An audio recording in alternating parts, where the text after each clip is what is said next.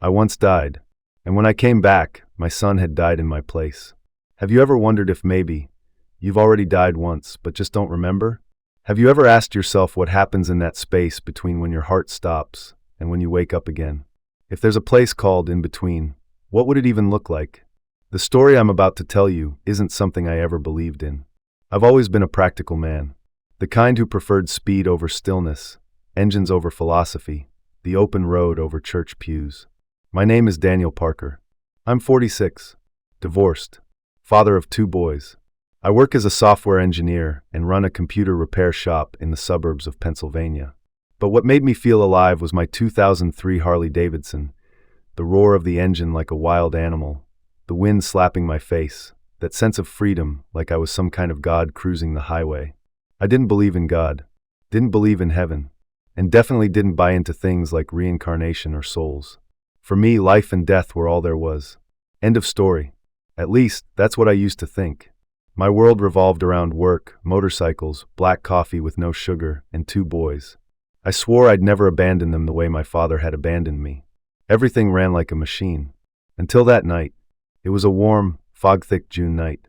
I had just left a late gathering with my motorcycle club in Scranton, my stomach full of barbecue, my head still buzzing with laughter. The clock read 1:48 a.m. when I merged onto Route 6. A stretch of road I knew like the back of my hand. I wasn't speeding. No music. No thoughts. Just the engine's steady hum like a second heartbeat. And then I saw him. An old beat-up Ford, headlights flickering, was coming straight at me from the opposite lane. At first, I thought I was seeing things. Maybe it was roadwork. Maybe a drunk driver. Maybe just a trick of the night. But the closer we got, the clearer it became. I saw the driver's face, pale and empty, his eyes wild with fear, his hands trembling on the wheel like someone who'd already lost control of everything. I swerved hard into the far lane just in time. He wasn't as lucky. The old Ford slammed head-on into a limousine coming from the opposite direction. The sound of metal crashing echoed like thunder, followed by an explosion of fire that lit the night in a burst of red, casting a hellish glow over the fog. I stopped my bike and stood frozen, watching lives shatter like glass. In that moment, I wasn't the strong, unshakable Daniel anymore. I was just a man, shaking on the side of the road, feeling for the first time how fragile life truly is. They told me I didn't need to stay. The police arrived quickly. By morning, the news had spread everywhere. A 7-year-old girl and the limousine driver were both killed. The man driving the Ford was arrested, drunk behind the wheel. Maybe it should have ended there. I didn't want to get involved. But a year later, I was summoned as the key witness in court. They said my testimony could change the entire course of the case. So I went. I looked the man in the eye. He was just over 30, younger than me, with kids of his own. And I couldn't hate him. All I could think was, if I had been just a few seconds faster that night, maybe I would have been the one in the defendant's seat. I told the truth, and he was sentenced to 16 years for second-degree manslaughter. After the trial, I wasn't the same. I couldn't go back to work like before. I couldn't look at my son without seeing the face of that little girl. I sold the business to my partner, and I did something I had never dared to do before I became a full-time father. I started cooking dinner. I took morning walks. I read books. I sat for hours just watching my boys sleep. I began to slow down, to live more deliberately, but nothing warned me that I was inching closer to the edge of life and death than ever before. No premonitions, no dreams, just a normal summer day. A truck, a mistake, a collision, and then everything went dark. People have asked me since then, was it painful the moment you died? And I always answer, no. The moment itself wasn't painful. But what came after? That changed everything. I thought I had survived the crash. But in truth, I had slipped into a place no map could trace. A strange, surreal realm I now call the space between here and there. And it was there, in that impossible in-between place, that I came face to face with the truth about the soul. Do you dare follow me into that place? I still remember that afternoon clearly. The sky was clear, the sunlight golden like warm honey, one of those perfect days to get out of the city and breathe in a little freedom in a life full of rules. I was riding back from a roadside barbecue joint, the kind of tiny place you'd miss if you didn't already know it was there. The kind of place I loved was simple, smoky, filled with flavor and memories. My brand new Harley purred beneath me, heavy as steel, but I rode it like we were the same. But then traffic started to thicken oddly so. At first, I figured it was just the usual crowd heading to the lake. But it wasn't. There had been an accident ahead. The road was blocked. Cars stretched out in a line that seemed to have no end. The heat started getting to me. The sun, the stillness, the exhaust, it all pressed down like a weight. And then I saw it. A few cars pulled off onto the right shoulder, following a side path to escape the jam. After a moment's hesitation, I decided to do the same. I had no idea that just seconds later, fate would take a turn I could never have imagined. I had barely turned onto the small exit road when a large truck from the opposite lane was waved through by a well-meaning driver. The truck driver didn't see me, and I couldn't stop in time. The truck hit me head-on, full force, like a hammer slamming into steel. Everything shattered. Metal. Bone. Feeling. I don't remember the sound. I don't remember the impact. Just a sensation of emptiness. A deep, absolute nothingness, like someone had reached inside and flipped off the switch of existence. And then I woke up, but not in a hospital, not even on the ground. I woke up in the air. I looked down and saw the earth slowly drifting away. Trees, rooftops, cars, all shrinking below me like pieces in a miniature model. I couldn't see my body. I couldn't even feel myself flying. I was just drifting, light as smoke, quiet as the wind. A part of me felt fear, but another part, one I can't quite explain, felt an overwhelming peace. No sound, no thoughts, just a knowing, a quiet, wordless knowing. I was no longer alive. And strangely, I didn't feel any regret. I saw a spiral of light ahead of me.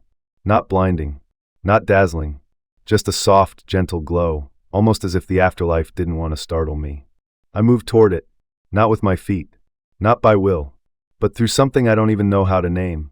As I drew closer, I recognized a familiar structure below, St. Vincent University Hospital, home to the region's top trauma unit. But I didn't enter through the front doors. I drifted right through the roof. I saw them working urgently. A respiratory doctor. A nurse is preparing blood. A CT tech is reading the scanner. And a man lying motionless on the gurney. His face was swollen. Blood was pouring from his mouth. His leg twisted at an unnatural angle. That man was me. I saw myself, but I wasn't afraid. Not at all. I felt no emotion.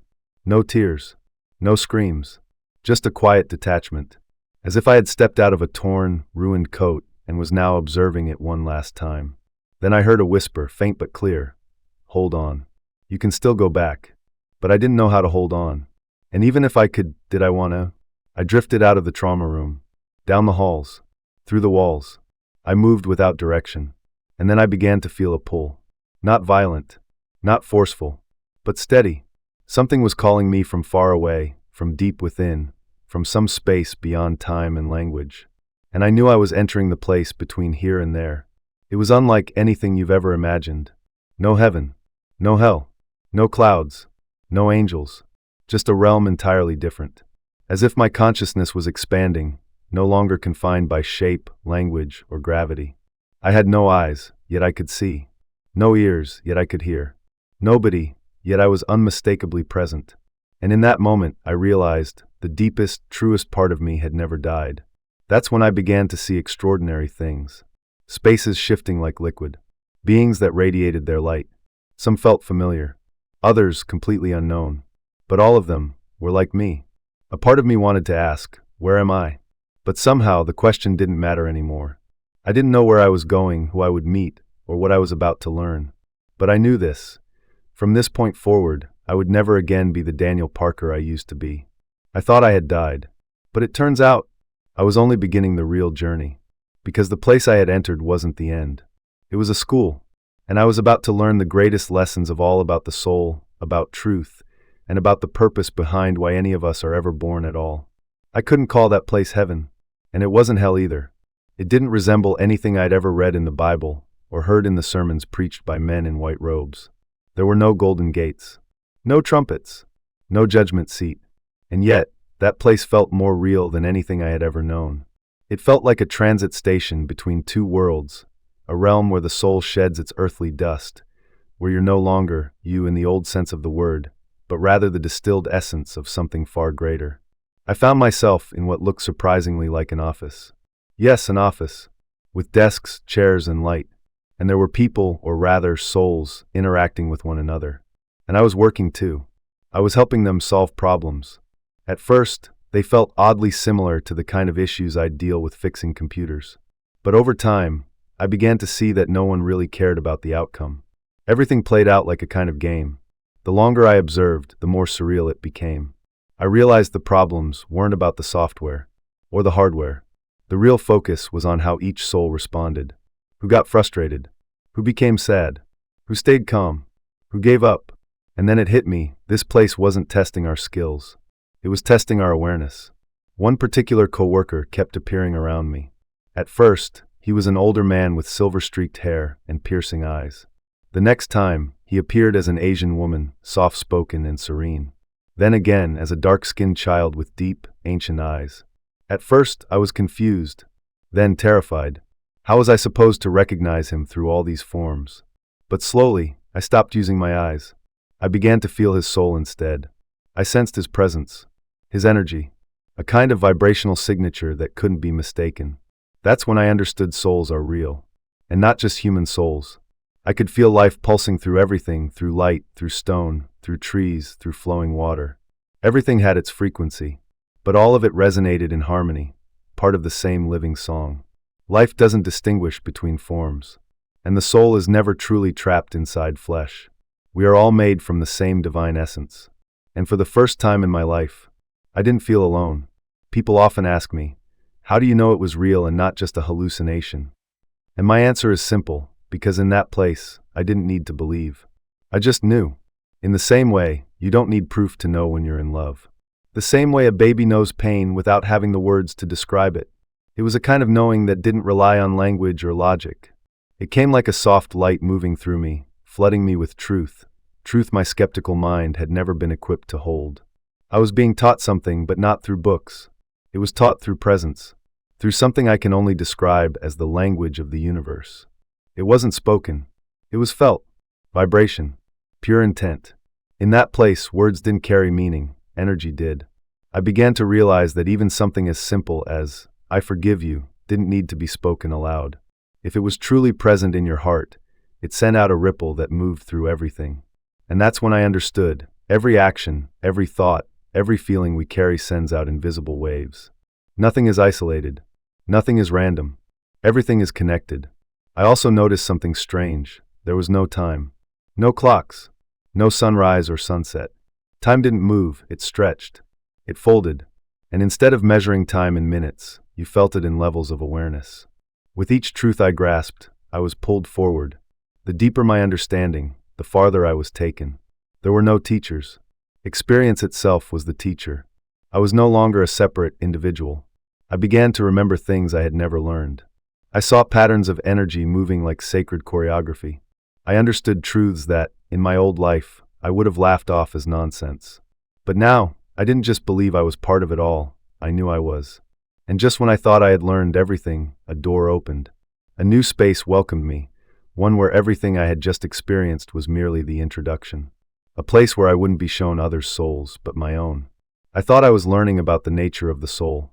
But in truth, I was about to confront my own every choice it had made, every wound it had carried, every moment I thought was long forgotten. The question is, could you face your past, if there were no place left to hide? I don't remember anyone guiding me to that place. No gate swung open. No bells rang. No burst of light marked the threshold of something sacred. It came quietly like a breath. As if I had crossed an invisible boundary, the space around me began to shift. It wasn't a physical place. It felt more like a mirror, but not one that reflected shape. It reflected memory. Not just what you did, but why you did it. Not just the words you said, but the emotions buried behind them. Some call it the life review. But don't imagine it like a movie reel playing your life on a screen. There's no theater. No audience. Just your awareness, expanding so fully that you feel everything from every angle, through every person, in every depth. You don't just see your actions. You become the people you affect. You become the child you yelled at, the partner you abandoned, the stranger you coldly ignored. You feel their true emotions, the pain you never realized you caused, the disappointment you thought had long been forgotten, and even the small kindnesses you dismissed as meaningless, but that someone else carried with them for years. I saw myself on the day my son Nathan stood in the doorway of my office, red-eyed, saying, "Dad, I need to talk." I looked up from my computer, glanced at the clock, and sighed. "Now? Don't you know I have to work tomorrow?" I thought I was just tired. I thought I was just putting it off. But in that space, I became Nathan. I felt his heart tighten. I felt the thin thread of trust between us snap in a single breath. And I couldn't bear it. I broke down and wept. But crying didn't change anything. Because in that place, you can't go back. You can only face it completely. Those moments kept coming relentlessly, tender, unfiltered. I saw myself lying to my mother, telling her I was fine, while I was so addicted to caffeine and buried in stress that I could barely sleep. I saw myself saying, "I love you," without meaning it, just to hold on to a relationship that was already broken. I saw myself laughing at parties while silently drowning in emptiness no one could see. And then, I saw the other side, small gestures I had once thought meant nothing, now revealed to have created ripples of quiet beauty. A comforting handshake offered to a stranger at a funeral. A late-night message to an old friend on the verge of giving up. A single moment when I said to my son, "I'm proud of you," and years later, he would recall it with a sparkle in his eyes. That's when I began to understand there is no such thing as a small act in the realm of the soul. Every choice leaves a mark. Every emotion spreads like a wave. And then, when you're ready, you see your life all over again. But this time, from a higher level of awareness. I call it the advanced life review. It's like having once seen the world through ordinary eyes, but now you're given a spiritual microscope. What you once believed was right is suddenly revealed to have traces of subtle selfishness. What you once regretted now unveils a deeper lesson, hidden beneath the pain. I saw every mistake I'd ever made not to be judged, but to be understood. And each time I truly understood not with my mind, but with my heart, something extraordinary happened. I felt lighter, as if a heavy stone had been lifted from my soul. A light appeared. A release washed over me. A kind of joy that didn't come from getting anything, but from becoming fully myself after everything. I call it bliss. A pure, unconditional joy. With no audience, no purpose, no prize. Just the quiet, sacred truth of being whole again. Each time I made it through a painful memory not by erasing it, but by embracing it with love and understanding, I was taken to a different level. The space around me would shift. The light would change tone. And then another wave of life review would begin, deeper, more refined, requiring greater courage. There was no applause, no judgment, just me and the higher version of me, waiting for me to remember. And I came to see something clearly. The greatest wounds of my life had been the very keys that opened the largest doors. I used to think loss had broken me, but now I understand it was through the cracks that the light was able to reach in. I don't know how long I was there, because time didn't exist. Only growth did, only expansion. And just when I thought I had learned enough, when I believed I was finally ready to move on, I was brought into a new lesson. This time, it wasn't a reflection. It was practice. I was taken into a new space, where I was asked to guide souls who had never lived a human life before. I didn't know why. I didn't know how. But I knew this. Everything I had just learned now had to be lived. I had once believed the life review was the end of the spiritual journey. But it turns out, it was only the beginning. Because when you truly understand yourself, you are then called to help other souls take their first step into existence. And maybe, just maybe, you too were once guided like that before you were ever born. I don't know how I got there. No one led me. No door opened. But suddenly, I found myself standing in a space unlike any I'd seen before. It wasn't like the office I'd been in earlier, and it wasn't the familiar realm of light I had grown used to. This place felt more like a restaurant or maybe a kind of training ground. There were tables and chairs, voices, movement, and surrounding me were young souls, restless, radiant, burning bright like flames untouched by the weight of the world. I didn't recognize any of them, but somehow I knew without a doubt that none of them had ever lived a human life. These were primordial souls, blank slates, new, full of raw potential, and I had no idea why I had been chosen to guide them. At first, I resisted. I didn't know what I was supposed to do. I had never taught anyone, never mentored a soul, and honestly, I wasn't even sure I had fully learned my lessons yet. But in that place, nothing operated by logic. Everything moved according to the ripeness of awareness. I understood that this was a kind of test, not to prove something to someone else, but to reveal whether the truths I had discovered during my life review were now living inside me. I tried to teach them simple things about how to interact, how to live rightly, how to follow the laws of love and order. But they didn't listen. They nodded. They smiled. And then they walked away, as if they didn't care. I became angry, frustrated, helpless. And in my frustration, I saw myself. I saw my father, the man who yelled when I got things wrong, but never knew how to love me like a child. I saw how I was repeating him, acting from the same wounded patterns. And in that moment, I realized I wasn't failing because they couldn't learn. I was failing because I hadn't yet learned to see them through the eyes of the soul. So I sat down. I went quiet. I stopped trying to teach. I just listened. And in that stillness, something shifted.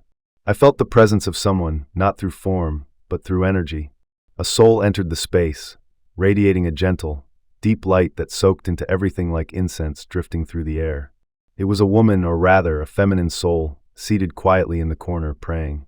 She didn't speak. She didn't look at me. She simply prayed. But her prayer wasn't made of words.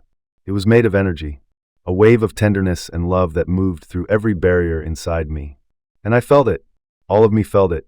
It was as if I'd been wrapped in a blanket of light, not light shining down from somewhere else, but a light rising from within. I realized she wasn't pleading. She wasn't begging for anything. She was simply calling the light by name.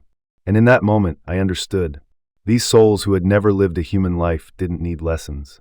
They needed presence. They needed acceptance. They needed guidance through vibration, not through words. I looked at them again, but this time not with my eyes, with gratitude. I no longer saw defiant children. I saw pure seeds untouched, unspoiled, needing only light to grow. And I began to speak in a different way through my being. Not with explanations, not with structure, just by living the truths I had learned at the frequency of my soul. Bit by bit, they began to listen not with their ears, but with resonance. They didn't learn from me directly. They learned from the part of me that had touched the truth. And I understood souls don't learn through instruction. They learn through the vibration of love. Then I was called into another space. This time, it wasn't a classroom. It wasn't a cafe. It was something else entirely, a kind of chamber. A soul auditorium. Silent. Refined. And in that space, there were only two presences, me and me. But it wasn't me telling the story. It was the higher version of me, the part that had never left the light, the one people call the higher self. Untouched by pain, unburdened by karma, clear, radiant, whole. And I understood this was the soul that once agreed to let a smaller part of itself step into the human experience, to become Daniel Parker. To learn, to feel, to remember what had been forgotten. We stood facing each other. No words were spoken, yet everything was understood. In the eyes of my higher self, I saw complete compassion, without a trace of judgment. A love that didn't come from sympathy, but from deep knowing. I remembered every mistake I had ever made, and yet that presence wasn't sad. It wasn't angry. It just radiated. And I understood. Every misstep had already been accounted for. Every wound had been permitted. Not for punishment, but for learning. And I also understood. If I could face those trials with love, with awareness, then the experience wasn't just mine alone. It was the expansion of consciousness itself, a ripple in the vast unfolding of the universe. I don't know how much time passed because there was no time, only presence. I only know this. I was asked not in words, but in energy, "Do you want to go back?" And I didn't answer right away. Not because I was afraid, but because I hadn't yet understood fully. I needed one more step. One final moment to truly grasp what awaited me at the edge of life. And when I was taken to that threshold, I never expected who I would see. Two old friends, long gone, sitting at a cafe table like nothing had ever changed, as if they'd never left this world. I thought I had already met the deepest part of myself, but I hadn't realized two souls who had gone before me, two friends I thought I had lost, were waiting for me at the very end of this journey. Not to say goodbye, but to help me return and finish what I had left undone. Would you be ready to take the next step if, on the other side of death, were the friends who had never truly left you? I don't remember when I left my higher self. I don't recall saying goodbye to the souls who had yet to be born. All I know is that on a clear afternoon, or rather, in a moment without a name, I found myself sitting on a familiar patch of high ground. Locals in my hometown called it the Bluff. It's the highest point in the small town of Kings Park, where people gather at day's end, bringing coffee, a little whiskey hidden in red plastic cups, and of course, endless stories. I sat there, And beside me were Joey and John, my two high school friends, two souls who had left this world years ago. They didn't say anything profound. They were just there, like the old days, smiling, quiet, warm. We drank coffee together, watching the sunset roll in. And the strange thing was, the sun didn't fade. The lower it sank, the brighter it burned. The farther it dipped beneath the horizon, the more it blazed with light. I lifted my hand to shield my eyes. The light swallowed everything. A soft pop, like a bubble bursting in the breeze. And then movement slowed, like a sheer curtain being drawn. When I opened my eyes, I saw a ceiling. White, dim lights, that unmistakable smell of antiseptic and hospitals. And I felt a hand holding mine. Gently, steadily, trembling. A voice cracked, almost a whisper, like it had been held in too long. "Daniel, you're here. You're gonna be okay. I'm right here, son." It was my father. I don't know how he made it in time. But that didn't matter. I was back, in a shattered body. Don't let anyone tell you that waking up is some miracle wrapped in light. It isn't. It hurts. A kind of pain that words don't reach. Every cell screamed. Bones misaligned. Nerves like thousands of tiny needles piercing through. I was immobilized. Intubated. Couldn't speak. Couldn't move. Only my eyes were still working. And with every blink, a different face came into view, my mother. Kate, my longtime friend. The doctors. A young nurse whose eyes were always red. Everyone told me I'd be okay. I wasn't sure if they believed it, or if they just needed to believe it for themselves. I spent weeks in the ICU, then months in rehab. I had to relearn everything, how to breathe, how to sit, how to stand, how to walk. Every movement was a battle. And through it all, Kate never left. She wasn't my wife. She wasn't an old flame. She was just a close friend, someone who used to hike with me, someone I used to argue with about politics and other nonsense. But she was also the one who stood at my bedside while I was in a coma, placing her hand gently on my chest and praying. I didn't hear her, but I felt it.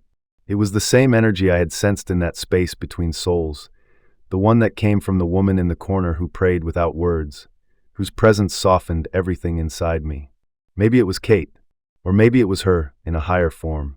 I couldn't speak then, but when I was finally lucid enough to be handed a phone, I typed a simple message. "I heard your prayer. Can you come?" And she came. She didn't say much. She just sat beside me, held my hand. No explanations. No proof. We both knew something profound had happened. Time passed. I healed. Limping. Sore. But rising. Not just physically. It was a kind of resurrection from the inside out. I started sharing my experience with Kate. Not all at once. Just pieces. Fragments.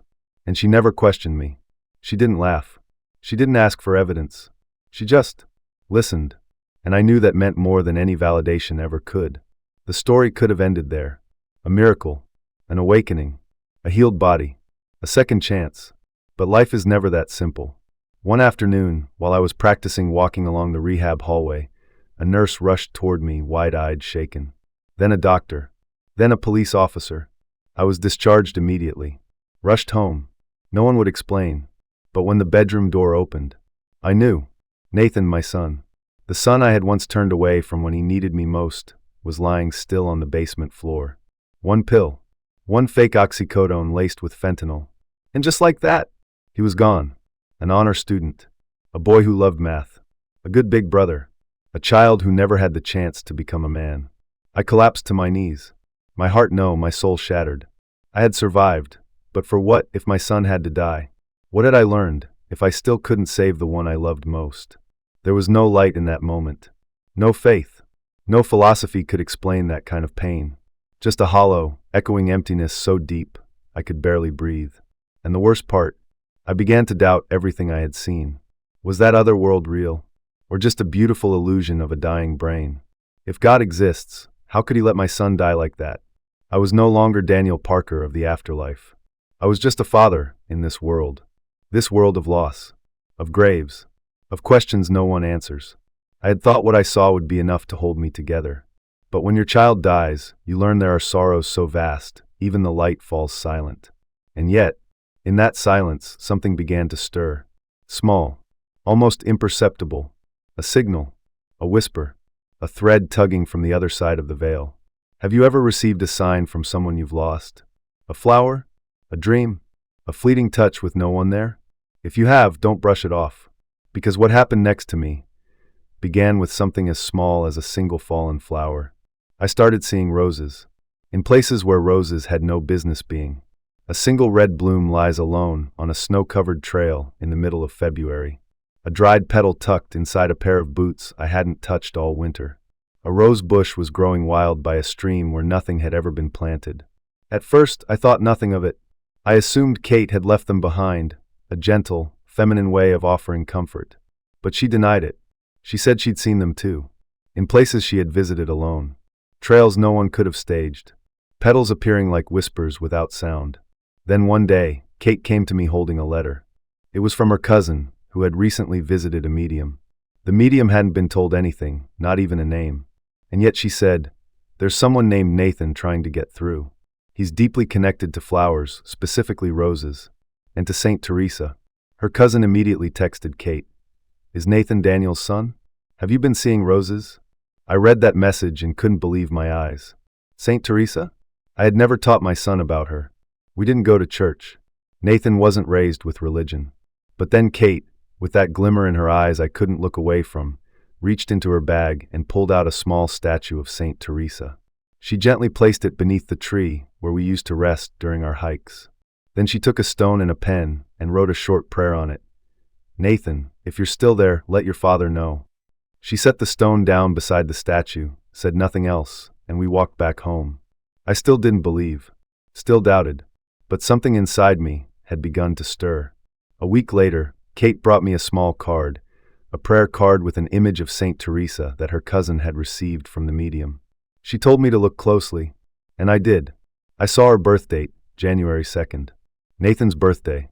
A chill ran through me. I told myself it was a coincidence, until my eyes moved lower. Canonization date, May 19th. The exact day my son died. How could that be? That night, I curled up in bed, unable to sleep. My mind spun in loops of logic, dreams, faith, and resistance. I thought of the roses. I thought of Nathan's eyes. And when I finally drifted off, I saw him. Not a regular dream. You know the kind I mean. The kind of dream that comes with a presence. There was no scenery. Just a soft, misty light. And Nathan, his familiar smile, his shining eyes, walked toward me. He didn't speak with his mouth, but I heard him as clearly as if he had. "Dad, I'm okay. I'm learning just like you did. And I need you to let go." I cried, in the dream. And when I woke up, my pillow was soaked with tears. From that day on, I stopped trying to explain everything away. I began to remember the lessons I had learned in the space between, that all souls are connected, that every pain carries a lesson, and that no one truly dies. They only shift form. Eventually, the police caught the man who sold Nathan the fake pills, a 24-year-old addict, homeless, drifting between parks and shelters. He was charged with second-degree murder, the same charge given to the man in the crash all those years ago, the one I had testified against. And once again, I was asked to take the stand. Then he whispered, almost accidentally, "Dad, I know you love Nathan a lot, but I'm still here." That sentence hit me like a blade straight to the chest. There was no anger in his voice. No blame. Just a quiet reminder, one that broke me, that I was repeating the very thing I had once regretted most. Not being present when my child needed me. I pulled Lucas into my arms. And for the first time in months, I cried not from grief, but for life. For what was still here. I apologized not because I meant to abandon him, but because I had forgotten that being a father isn't just about grieving the child you lost. It's about loving the one still standing in front of you. From that night on, I started seeing Lucas differently. Not as the one left behind, but as a soul hurting, growing, trying to find his way through the dark. A boy who didn't need answers, just someone to walk beside him. I stopped trying to teach him. I stopped offering philosophies from the other side. I just showed up. I listened. I cooked meals with him. I ran alongside him. And now and then, when the silence stretched long enough, we both began to feel it. Nathan was there. Not in body, but in every moment we truly shared. One day Lucas asked me, "Dad, do you think Nathan knows I miss him?"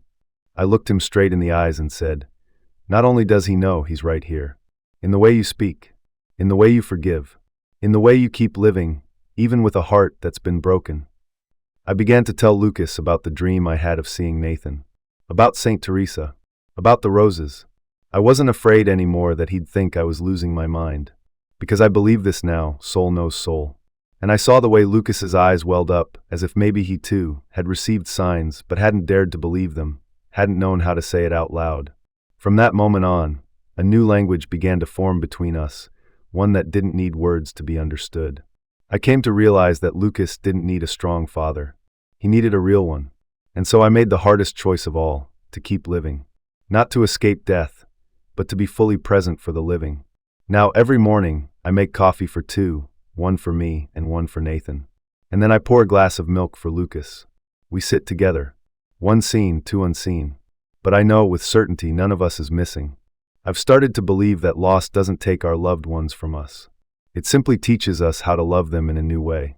And more importantly, it teaches us to love those who remain deeper, slower, more truthfully. I once thought I had lost a son, but now I understand grief doesn't erase love. It refines it. It taught me how to love the son, who is still here with a depth I never knew I had. And maybe that's how Nathan lives on.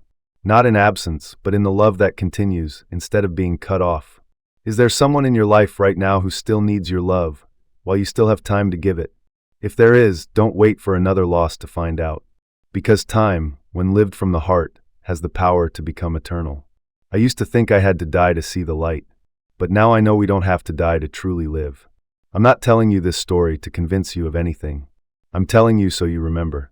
Because somewhere deep inside you, beyond what time can dull, beyond what pain can harden, there is a part of you that still remembers. You are a soul, not just a body, not just a name, a job, a sadness, or a list of accomplishments. You are a piece of light sent into this world for one very specific reason, to learn how to love. That's what I learned from the other side of death. Not from books, not from spiritual teachers, but from experience, from standing in front of my higher self, from seeing every moment of my life rise like waves, layered over one another, from knowing that every look I ever gave, every word I ever spoke, every silence I ever held, it all had weight. It was all remembered, not by a wrathful God, but by the deepest part of my consciousness, vast, aware, and truer than any reflection I've ever seen in the mirror. I learned that every soul is being guided, even the lost ones, even the ones who've hurt others. Even I, a father who wasn't there when it mattered, a man who doubted everything, a man who fell to his knees before his son's lifeless body with nothing left to hold on to. I learned that every wound carries a message, not to justify the pain, but to invite us to look deeper. No soul comes here for an easy life. We come to learn, to forget, then to remember, to break, then to grow. I learned that every ending is just another beginning. Death isn't a full stop. It's a pause so the soul can step into a new chapter. And those we lose, they're not truly gone. They've just changed how they love us. They no longer reach for us with their hands, but with intuition. They no longer speak through words, but through signs. They no longer show up in body, but in moments that catch you off guard, make your throat tighten, your eyes well up, and you don't even know why. But your soul knows. It always has. I'm not a master. I'm not a preacher. I'm just someone who died and came back with a new heart. A heart that understands everyone is carrying something heavy. A heart that no longer needs to win arguments only to show up in truth. A heart that forgives, not to ease someone else's burden, but to finally set itself free. And what about you? If you've ever lost someone, please know this, they're still with you. Maybe in a dream. A scent. An old song is playing at just the right moment. A ray of sunlight slips through your window. Don't rush to dismiss it. Don't try to explain it away. Don't let the weight of the material world smother the whispers of your soul.